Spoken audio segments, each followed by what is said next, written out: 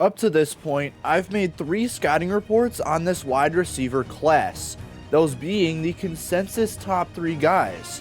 But what about number 4, who might possibly be the most polarizing in this class? That receiver is Keon Coleman, the flashy and large receiver out of Florida State. Using his great ball skills and measurables, Coleman has become one of the best receivers in college football. But will his skill set translate to the NFL? I'm Chase Keller, and welcome to Keon Coleman, a 2024 NFL Draft Scouting Report. Enjoy.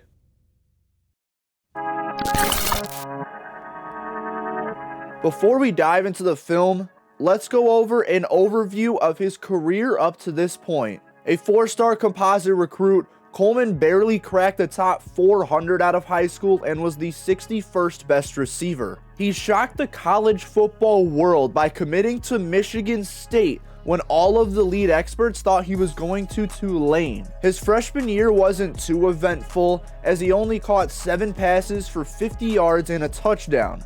To his defense though, he did only play in 4 games. His sophomore season was an improvement as he caught 58 passes for 798 yards and 7 touchdowns. On the last day of transfer portal availability, both Keon Coleman and his quarterback Peyton Thorne entered the transfer portal. Everyone assumed they'd transfer somewhere else together. Instead, Coleman decided to transfer to Florida State to play with Jordan Travis and company. In his 1 season with FSU, he caught 50 passes for 658 yards and a career-high 11 touchdowns, including a bunch of fantastic catches. He put himself on the first-round map with a 9-catch, 120-yard, 3-touchdown game in the season opener against LSU. But is he still worth the first-round pick? It's time to determine that in this video. Let's dive into the film. Enjoy some of his film unrelated to my points as I discuss his very appealing measurables for the NFL. He's 6'4", 215 pounds with some great length to his name. He's a bulky player whose frame is going to translate very well to the league. Yes, to keep his frame he does have to sacrifice some athleticism, but just the fact that he's that huge with lots of other appealing measurables will strike NFL teams, and he might go high in the first round as a result. Alright. Let's begin this positive section of the film with his absolutely elite ball skills. He's got a wide variety of these skills that make him such a threat not only at all 3 levels of the field, but also a very lethal one in the end zone. The first aspect I noted, and the most prominent one, is him being able to make ridiculous grabs due to his catch radius. As I mentioned in the measurables section, Coleman has great arm length to his frame, and teams are going to love using it to make careful throws. Here's that catch radius in action. Deep shot coming Coleman's way, and he's able to make a ridiculous one-handed grab for the touchdown. This ball would have been perfect if Coleman had the room to run further, but with him being physical with the DB and one of his arms kind of being held down, he resorted to this one-handed high grab that he wouldn't be able to make if his catch radius wasn't massive. Along with his wide catch radius, he also is a great ball tracker when going deep.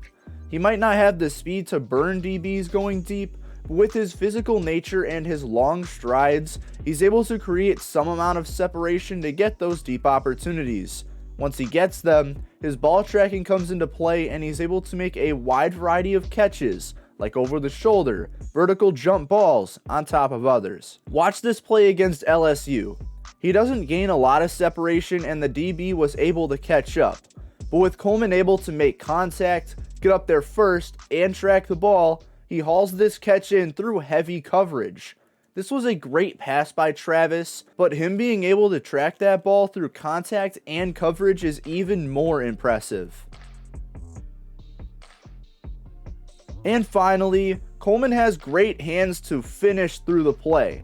I wouldn't say they are the most reliable, as he did have some concentration drops, but his drop percentage is a very nice 4.2% in his collegiate career. But the hands I'm talking about are the ones that can haul in very difficult passes and keep the ball tucked in through the end of the rep.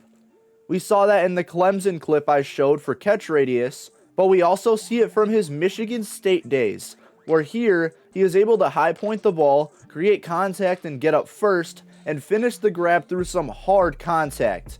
He's got those hard place hands, and the ball is a stone once he's targeted. Super impressive grab here. Let's actually continue on that same path and talk about the great physicality of Coleman.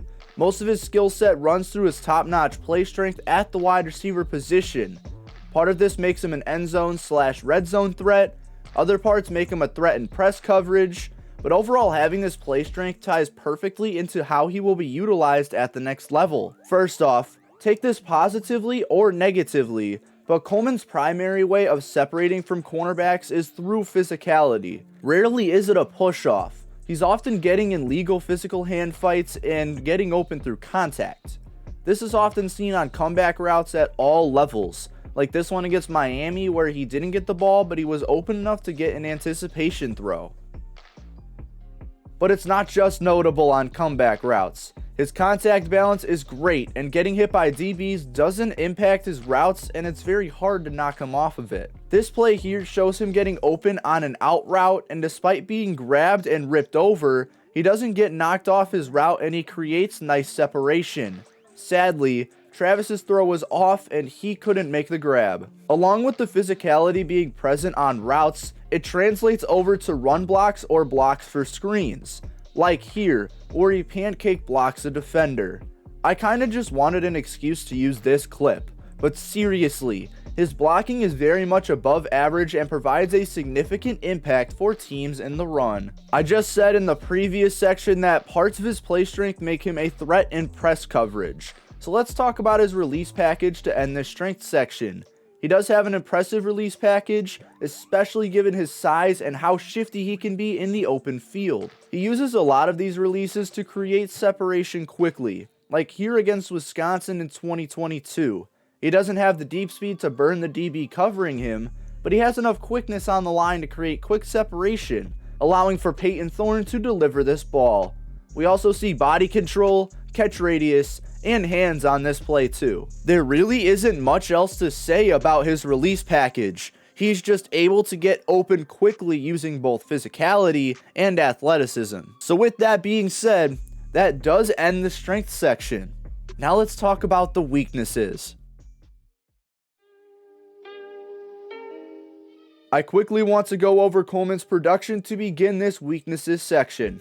The top 3 receivers in this class averaged a 2023 stat line of 83 receptions for 1,473 yards and 14 touchdowns. Coleman was significantly under all 3 of these with his stat line of 50 receptions for 658 yards and 11 touchdowns.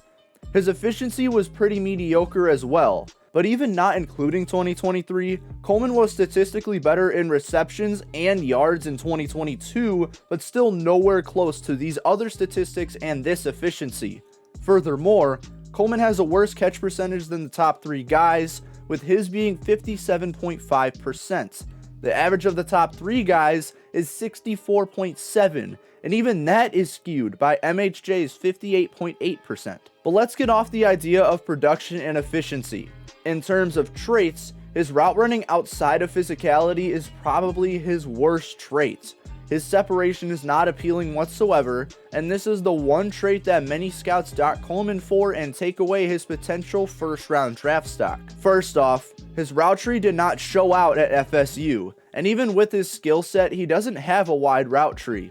In fact, this tree is pretty limited to vertical routes and comeback routes, routes that allow him to stay on the sideline. He's kind of deadly in press coverage and can move laterally out of that, but his off-man lateral routes aren't fast enough and DBs can close in on them fairly easily. That's primarily because of his average athleticism. He's athletic for his size for sure, but when we look at every receiver in this class, he's sitting in the lower half of the athletic spectrum.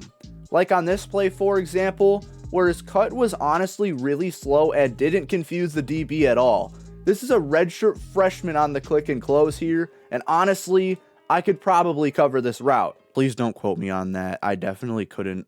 I'm kind of slow. But just overall, the route running of Coleman is just okay. And when you take away his physicality in his routes, it's a bad part of his game. Let's talk about one more weakness. Tagging onto the athleticism part of things, his deep speed is also not great. He doesn't have the breakaway speed to have any easy targets go his way. Obviously, as we've seen in some of these replays, Coleman can be utilized as a deep threat, but that is primarily because of his ball tracking and ability to make plays through contact, not because he has the speed to make these plays though. Like here for example, the only separation that Coleman can create off of this Clemson DB is the space he has on the sideline. He gets the target and it falls a little far, but because Coleman can't break away using his speed, he is not open here. Sure, his short area burst is fine and his elusiveness is decent for his size, but his deep opportunities might be limited in the NFL due to his deep speed. Well, that about summarizes the strengths and weaknesses of Keon Coleman. Before I decide my grade on him, here is my final scouting report. His positives are very appealing frame at 6'4", 215, elite catch radius, top 1%, phenomenal red zone threat, made some berserk catches in his career. Main source of separation is through great physical routes, great release package and press. Ball tracking is very good and adds special teams value as a punt returner. And his negatives are, production was never anything special, struggles to separate consistently on non-comeback routes, small route tree, some route breaks run on for a little long, and he doesn't have the breakaway speed. I'm very intrigued on if Coleman will translate to the NFL. Coleman is that guy who will make all of these flashy catches even if he's absolutely smothered, a bulky George Pickens per se. And that's actually my pro comparison for him. My final grade on Coleman is an A-, which isn't a first round grade, but it is an early second round one. And in my eyes, he's going to be a lethal red zone threat for the NFL. What do you think of Keon Coleman? Will he end up being a first round selection? Let me know in the comment section below. Wait, are you not subscribed yet?